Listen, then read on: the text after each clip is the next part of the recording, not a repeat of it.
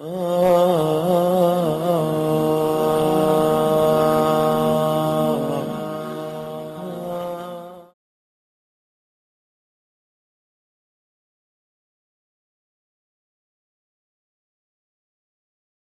атым Рысбек, өзім ушу Бишкек шаарынан келдик. Өзүбүз Нарын областынын тургуну болобуз негизинен. Бишкек шаарынан ушу бажабыздын баласын алып келдик элек, бажабыз өзүнүн шартына байланыштуу келе албай калды. Анан келиште ошол биз дагы ушул соопко илешип, ушу Аллах Тааланын ыраазылыгы үчүн алып келип себепчи болуп калалы дедик ушу баланын келишине. Иншалла эми Кудай буйруса Аллах Таала бир насип кылса бул бала өтүп кетсе, себеби дегенде бул медресе тууралуу, бул жерде лагерь тууралуу биз көптөгөн жакшы маалыматтарды, жакшы отзывдарды укканбыз. Анан ошол себептен да мага өтө дегенде түрткү болду.